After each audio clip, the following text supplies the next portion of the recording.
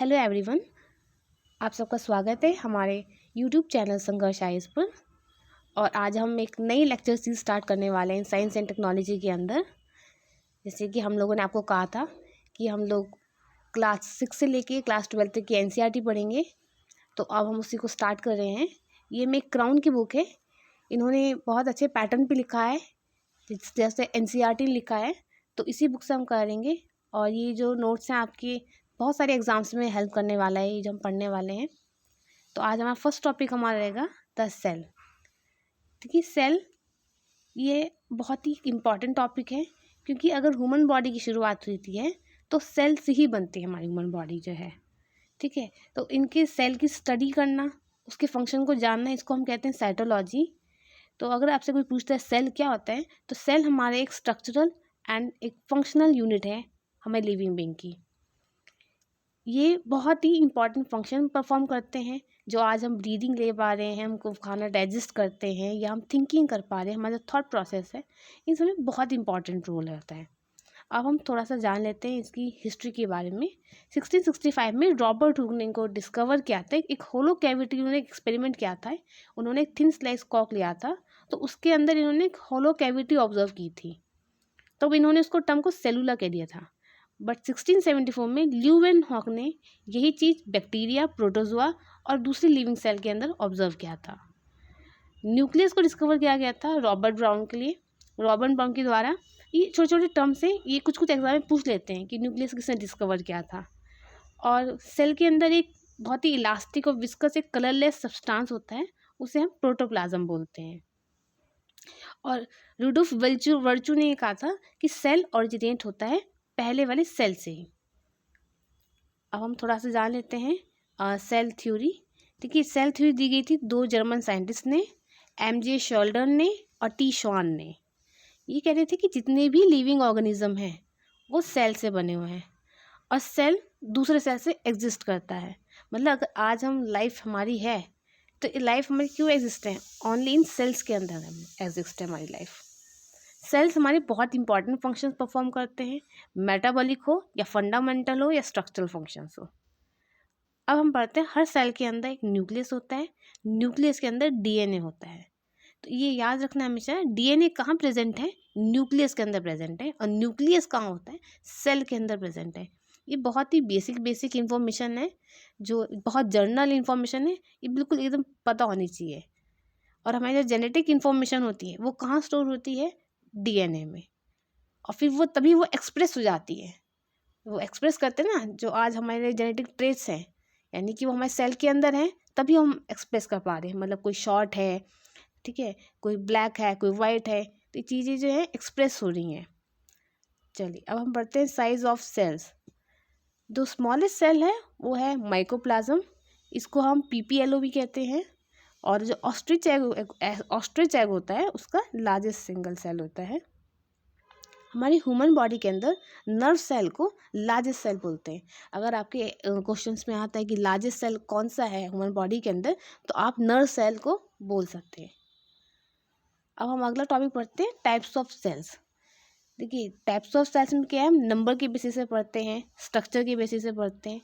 अब कुछ sales unicellular होते हैं, कोई मल्टी सेलुलर होता है। जैसे कि अब हम लोग हैं, हम लोग मल्टी सेलुलर हैं क्योंकि हमारे अंदर बहुत सारे सेल्स हैं। मल्टी मतलब मैनी सेल्स, यूनिसेलुलर मतलब एक सेल होना, जस्ट वन सिंगल सेल। तो उनके एग्जाम्पल है आपके बैक्टीरिया, ईस्ट, अमीबिया। ओके, और फिर हम पढ़ते हैं मल्टी सेलुलर, जो बहुत सारे सेल से बनते हैं, जैसे कि अर्थवॉर्म, फ्रॉग, ह्यूमन बीइंग। हमारे अंदर बहुत सारे सेल्स हैं, मल्टी मिलियन बिलियन सेल्स हैं हमारे अंदर, तभी हमारी एक बॉडी बनी गई है। ठीक है ना। देखिए सेल कॉन्स्टिट्यूट होते हैं, तब वो टिश्यू बनते हैं, टिश्यू के बाद फिर ऑर्गन बनते हैं, ऑर्गन से हमारा ऑर्गन सिस्टम बनता है, और फिर हमारी बॉडी तैयार हो जाती है। इनको हम पढ़ेंगे और डिटेल में। अब हम पढ़ते हैं on the basis of structure of nucleus. ये they are two kinds of cells, दो काइंड्स इसके, प्रोकैरियोटिक सेल्स कहते हैं और एक होते हैं यूकैरियोटिक सेल्स। प्रोकैरियोटिक सेल्स में कोई सेल कोई वेल डिफाइंड न्यूक्लियस नहीं होता है। इनकी जो सेल वॉल होती है वो पेप्टिडोग्लाइकन से बनी होती है। ये इंपॉर्टेंट टर्म है, यहाँ पे पेप्टिडोग्लाइकन याद करना है कि प्रोकैरियोटिक की सेल किससे बनी है? पेप्टिड और ग्लाइकन से बनी है। इनके सेल मेम्ब्रेन में कुछ रेस्पिरेटरी एंजाइम्स होते हैं और इस सेल के अंदर एक साइटोप्लाज्म होता है। ये बहुत ही थिक लिक्विड फॉर्म होता है और इसके अंदर सेल ऑर्गेनेलीज नहीं होते हैं। अब क्वेश्चन आता है कि सेल ऑर्गेनेलीज क्या होते हैं। जैसे हमारे अंदर मैंने बात की थी न्यूक्लियस है, तो ऐसी और भी चीज़ें होती हैं। माइटोकॉन्ड्रिया है, ईआर मतलब एंडोप्लाज्मिक रेटिकुलम, गोल्गी बॉडी, ठीक है, ये सब चीज़ें होती हैं। तो ये सब चीज़ें डिफरेंट फंक्शन होती है। अब कोई सेल है तो सेल के अंदर चीज़ें भी तो होंगी तभी तो परफॉर्म होंगी। थोड़ी कि सेल का स्ट्रक्चर हो गया उसके अंदर कुछ भी नहीं होगा। सेल के अंदर ये सब चीज़ें हैं, फिर ये अपना बेसिक फंक्शन को परफॉर्म करते हैं। अब यहाँ पे जो न्यूक्लियर मटेरियल है वो एनक्लोज नहीं है न्यूक्लियर एनवेलप के अंदर और वो सीधे एज इट इज़ लाई है साइटोप्लाज्म के अंदर। इसके यहाँ पे हम बोलते हैं न्यूक्लियोइड। डीएनए है, सर्कुलर है वो, ठीक है। अब हम कुछ पढ़ते हैं कुछ सेल वॉल, कुछ स्टेनिंग प्रॉपर्टीज होती हैं सेल वॉल की। तो यहाँ पे हम बैक्टीरिया को 2 टाइप्स में पढ़ते हैं, gram positive bacteria, gram negative bacteria. जब हम किसी स्टेन को सेल वॉल में डालते हैं तो वो पर्पल कलर आ जाता है, तो समझे ग्राम पॉजिटिव बैक्टीरिया है, और जब वो डीकलराइज हो जाए तो वो ग्राम नेगेटिव है।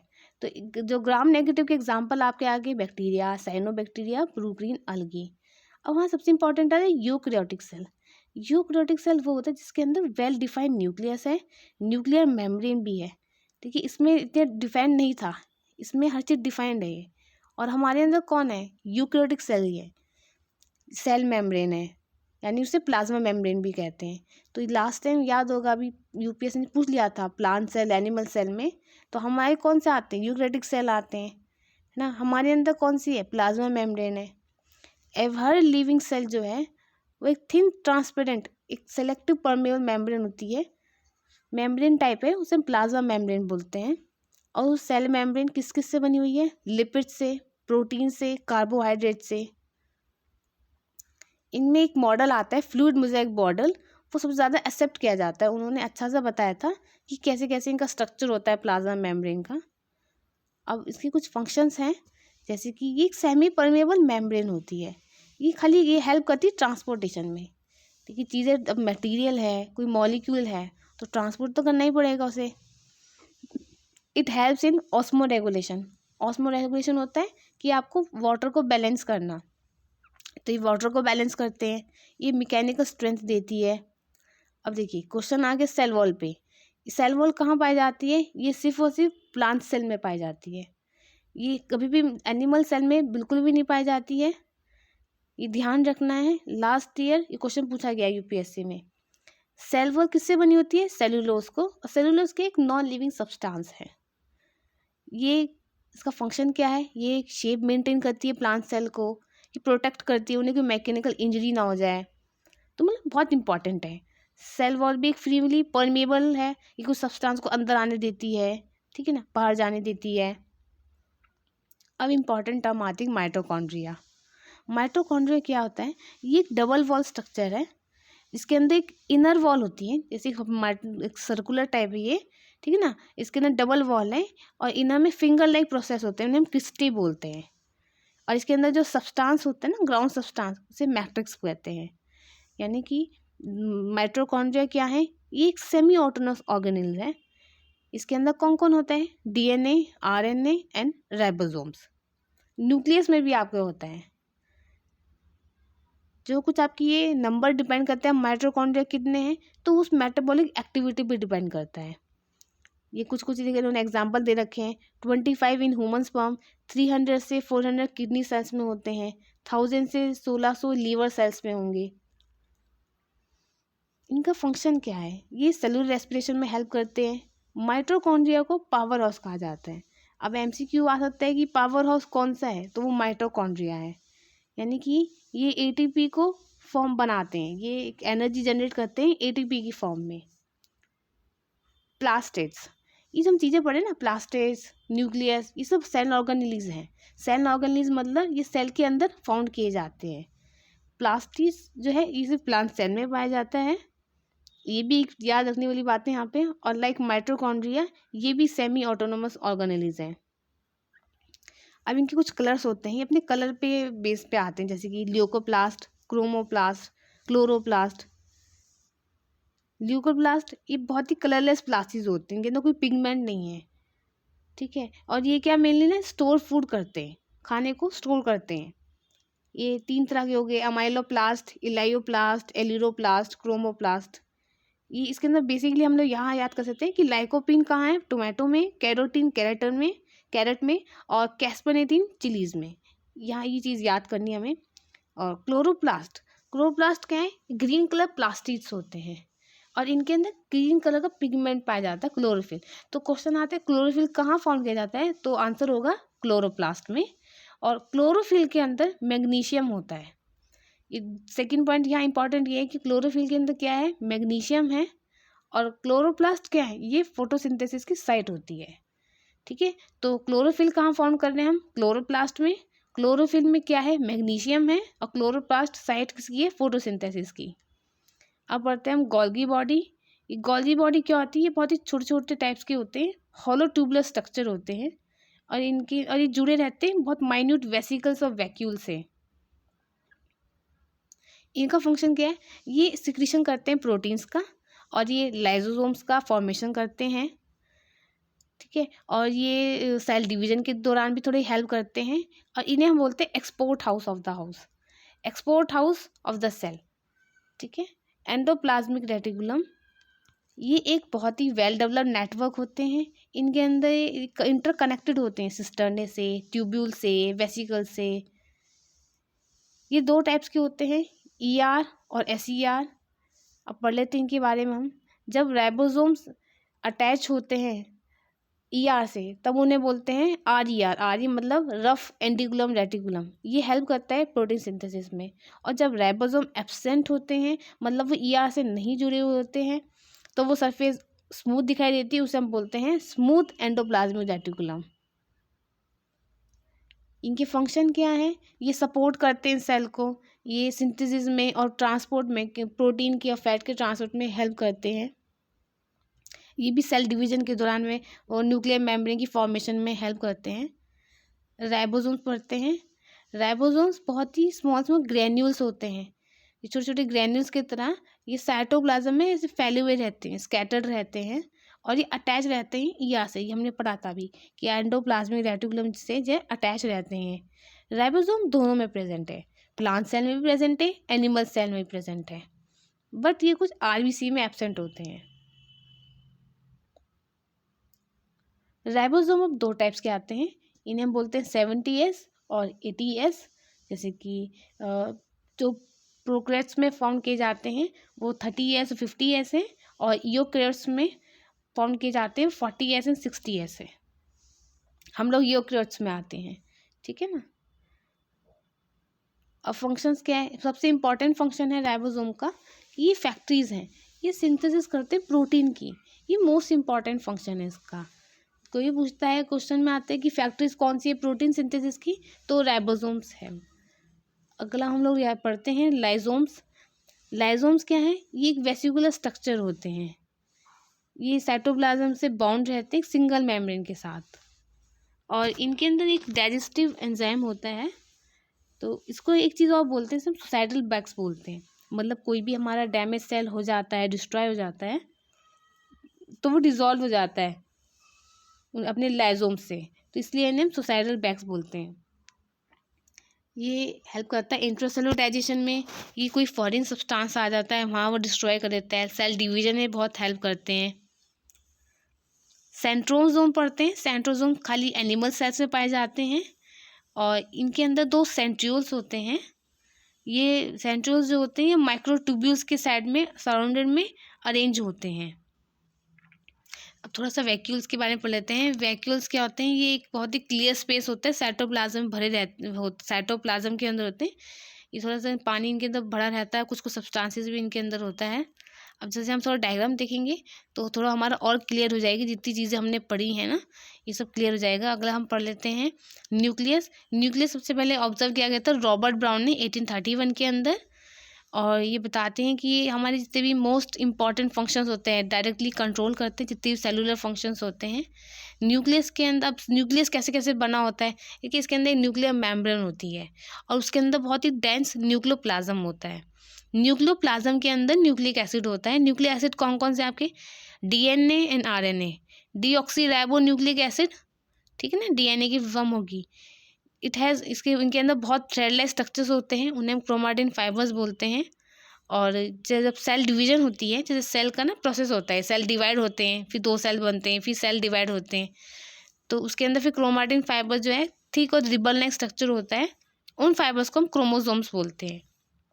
ये देखिए जैसे डायग्राम में दिखाया गया है ना, ये देखिए सेंटर में ये न्यूक्लियस हो गया और ये साइड में देखेंगे राइबोसोम्स बना हुआ है, ठीक है। ये आपकी कुछ ये पोर्स हैं, अंदर पोर्स दिखाई दे रहे हैं, ये स्पेस होगी पेरी न्यूक्लियर स्पेस है इनकी। और यहाँ पे हेट्रोक्रोमैटिन हो गया, ये कुछ जेल लाइक स्ट्रक्चर अंदर वह निक्लोप्लाज्म हो गया जो डेंस से बना हुआ है। अब हम लोग पढ़ते हैं फंक्शन। ये कंट्रोल करता है बेसिकली हमारी हेरिडिटी करेक्टर को कंट्रोल करते हैं, क्योंकि देखिए डीएनए प्रेजेंट है न्यूक्लियस में और डीएनए हमारे हेरिडिटी करेक्टर को बताता है। और आरएनए भी नीडेड है क्योंकि प्रोटीन सिंथेसिस के लिए आरएनए बहुत ज़रूरी है। अब क्रोमोसोम्स पढ़ लेते हैं। क्रोमोसोम्स जो है ये एकदम दो प्रोसेस होते हैं सेल डिवीजन की, माइटोसिस और मियोसिस। तो ये जो क्रोमोसोम होते हैं बहुत हमें क्लियरली ऑब्जर्व्ड होते हैं मेटाफेज और एनाफेज में।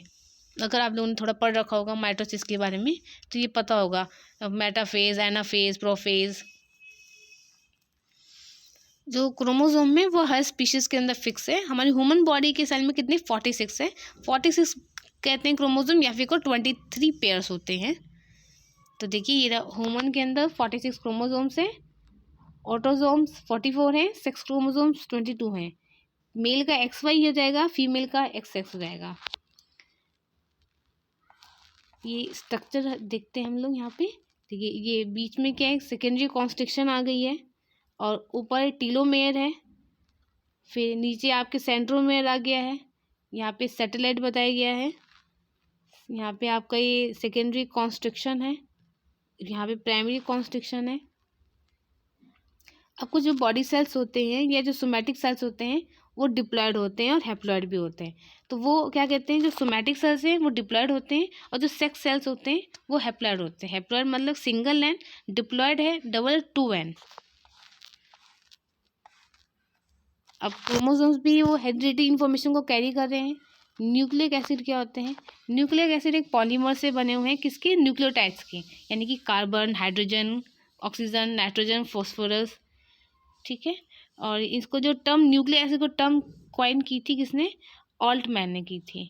अब ये 2 टाइप्स के आपके न्यूक्लिक एसिड होते हैं, ये deoxy ribo nucleic acid DNA and ribo nucleic acid RNA. Nucleic acid के अंदर बहुत से न्यूक्लियोटाइड्स होते हैं, इनका हम कंपोजिशन पढ़ लेते हैं यहाँ पे। ये थोड़ा मतलब बेसिक नॉलेज है क्योंकि थोड़ी इन्फॉर्मेशन होनी चाहिए, उसके बाद आप थोड़ा एडवांस समझ पाएंगे। जैसे जब हम 3 पेरेंट बेबी के बारे में बात करेंगे कि वो माइटोकॉन्ड्रियल प्रोसेस है, तो आप लोगों ने यहाँ पढ़ रखा है ना, तो आपको क्लियरली समझ में आ जाएगा। तो न्यूक्लियोटाइड क्या होता है, यहाँ पे शुगर है, फॉस्फेट है और नाइट्रोजन बेस है, 3 उससे बना हुआ है। ये शुगर है, 2 टाइप की शुगर आ रहे हैं इसके अंदर, डीऑक्सीराइबोज और राइबोज। और ये कुछ नाइट्रोजनस बेस आते हैं। नाइट्रोजनस बेस आपके 2 तरह के हैं, प्यूरिन एंड पिरिमिडीन।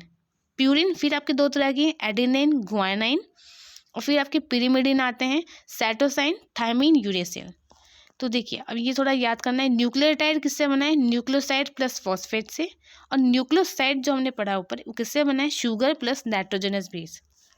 देखिए यहाँ पे ये शुगर हो गए, शुगर 2 टाइप्स के थे आपके, डीऑक्सीराइबो, राइबोस। नाइट्रोजनस बेस आपकी प्यूरिन और पिरिमिडीन हो गए। न्यूक्लियोटाइड आपका न्यूक्लियोसाइड प्लस फॉस्फेट हो गया, और न्यूक्लियोसाइड आपका शुगर प्लस नाइट्रोजनस बेस हो गया। अब ये यहाँ पे बेस पढ़ लेते हैं। एडेनाइन हमेशा पेयर करेगा थायमीन के साथ, उसमें 2 हाइड्रोजन बॉन्ड लगेंगे, और गुआनिन लगेगा साइटोसाइन के साथ, इसके 3 बॉन्ड लगेंगे। ये ध्यान रखना था, एडेनिन थायमिन के साथ और गुआनाइन साइटोसाइन के साथ। इसका एक ट्रिक होता है, जैसे कि ए से होता है आया था चला गया, मतलब ए टी के साथ हो गया, जी सी के साथ, यानी कि एडेनाइन थायमिन आया था, एक आपके लिए एक लिंक छोटा सा मतलब ये हिंट देने के लिए है, और सी और जी चला गया, यानी कि गुआनाइन साइटोसाइन के साथ आएगा। अब करते हैं डीएनए। डीएनए न्यूक्लिक एसिड है, ये हमारे कहाँ प्रेजेंट होता है, न्यूक्लियस में प्रेजेंट होता है, और कुछ स्मॉल अमाउंट हमारा माइटोकॉन्ड्रिया क्लोरोप्लास्ट में भी है। अब डीएनए क्या क्या कंटेन करता है? शुगर है, शुगर अभी हमने पढ़ा था, डीऑक्सीराइबो शुगर है। इसका नाइट्रोजनस बेस कौन सा है? प्यूरिन है, और पिरिमिडीन है, और फॉस्फेट है। वाटसन एंड क्रिक ने सबसे पहले डबल हेलिक्स मॉडल को प्रपोज किया था 1953 में। इसके लिए इन्हें नोबेल प्राइज़ भी दिया गया था 1962 में। तो कोई कहता है, क्वेश्चन आता है कि किसने प्रपोज किया था double helix model of DNA? तो वाटसन एंड क्रिक ने किया था। फंक्शन क्या है डीएनए? ठीक है, ये कैरियर है जेनेटिक मटेरियल का, ये प्रोटीन सिंथेसिस को रेगुलेट करता है।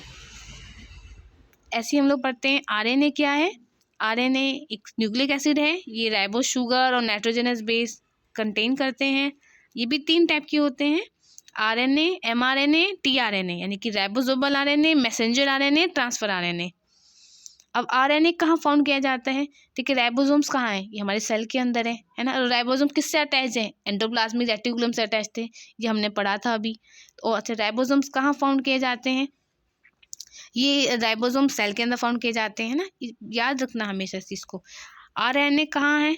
ये हमारे राइबोसोमल आरएनए है, ये प्रोटीन सिंथेसिस में हेल्प करते हैं। और इन्हें कौन प्रोड्यूस करता है? न्यूक्लियोलस प्रोड्यूस करता है। ऐसे ही पढ़ते हैं मैसेंजर आरएनए, ये प्रोड्यूस किए जाते हैं डीएनए के थ्रू, ट्रांसक्रिप्शन के थ्रू प्रोड्यूस किए जाते हैं। ये प्रोसेस पढ़ेंगे आगे, ट्रांसक्रिप्शन भी आएगा आगे। और ये प्रोटीन सिंथेसिस में हेल्प करता है। टीआरएनए मतलब ट्रांसफर आरएनए, ये प्रोटीन सिंथेसिस जब होती है ट्रांसलेशन, तभी अमीनो एसिड का कैरियर की तरह काम करता है। ये देखिए, यहाँ पे देखिए, लिखिए, दिखा रखा है। ठीक है, जब डीएनए से डीएनए बनते हो तो हम उसे रेप्लिकेशन बोलते हैं। ठीक है, जब डीएनए टू डीएनए होता है वो रेप्लिकेशन हो गई। जब हम डीएनए से आरएनए में जाते हैं तब ट्रांसक्रिप्शन है। जब हम आरएनए से प्रोटीन बनता है तब ट्रांसलेशन है। और जब आरएनए से डीएनए बनना है तो रिवर्स ट्रांसक्रिप्शन कहलाता है वो। ठीक है ना, इसको फिर रिवाइज करते हैं एक बार हम, कि डीएनए से डीएनए हो रहा है तो रेप्लिकेट हो रहा है। डीएनए जब आरएनए को बना रहा है तब ट्रांसक्रिप्शन कहते हैं इस प्रोसेस को। जब आरएनए प्रोटीन को बना रहा है तो ट्रांसलेशन है। और जब आरएनए डीएनए को बना रहा है तो रिवर्स ट्रांसक्रिप्शन है। अब कुछ डिफरेंसेस हैं डीएनए आरएनए के। ठीक है, डीएनए जो है एक जेनेटिक मटेरियल है, ये सबके अंदर फाउंड किया जाता है। आरएनए जेनेटिक मटेरियल कुछ वायरसेस में है। इसका शुगर डीऑक्सीराइबोज है, आरएनए का राइबोज है। ये लग भी रहा है, नाम से लग रहा है वो डीऑक्सी, ये राइबोज। नाइट्रोजनस बेस यहाँ पे एडेनिन, गुआनिन, थाइमिन है। और यहाँ पे भी वही है, एडेनिन, गुआनिन। यहाँ थाइमिन नहीं मिलेगा, यहाँ यूरेसिल आ गया उसकी जगह पे। ये डीएनए आपका न्यूक्लियस में फाउंड किया जाता है, ये न्यूक्लियस में भी फाउंड किया जाता है, और साइटोप्लाज्म में भी किया जाता है। ये डबल स्टैंडर्ड है, ये सिंगल स्टैंडर्ड है। ये यहाँ बिल्कुल ज़रूर ध्यान होना चाहिए। RNA is a single standard structure and DNA is A double standard structure. तो आज हमने पूरा ये सेल के बारे में कंप्लीट कर लिया है। अब कल हम थोड़ा सा पढ़ेंगे सेल डिवीज़न के बारे में। तो आप लोग उसको रिवाइज करिए और अच्छे से पढ़ते रहिए। All the best.